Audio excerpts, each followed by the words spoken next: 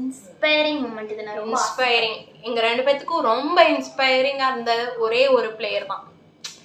ஏதாச்சும் உங்களுக்கு ரொம்ப பிடிச்ச பிளேயர் இருக்காங்க, அவங்க பண்ண விஷயங்கள் இன்ஸ்பைரிங்கா இருந்துச்சு. ஆனா கம்ப்ளீட்டா ரொம்ப இன்ஸ்பைரிங்கா இருந்தது வந்து ரிச்சு மம்மியோட ஜர்னி. அவங்க அது ஒரு இது மட்டும் குறிப்பிட்டுன்னு சொல்ல முடியாது, அவங்க ஜர்னி ஃபுல்லாவே இன்ஸ்பைரிங்கா தான் இருந்துச்சு. இது வந்து ஏன்னா அவங்க ஏஜ் வச்சு சொல்றோம் அப்படியெல்லாம் கிடையாது. She gone through something. அதுக்கப்புறமா பிரேக் எடுத்துட்டு அதுக்கப்புறமா தான் இந்த சான்ஸ் அவங்களுக்கு கிடைச்சிச்சுன்னு சொன்னாங்கல்ல.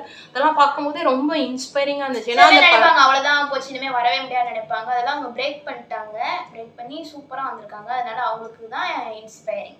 இந்த பப்ளிக் ஃபோரம்ல வந்துட்டு நம்மளுக்கு நடந்த ஒரு விஷயத்த பேசணும் அப்படின்றதே வந்து ரொம்ப கட்ஸ் வேணும். அதை தான் அவங்க பேசியிருந்தாங்க.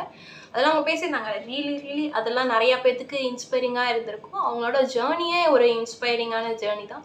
We love you which mummy, heart.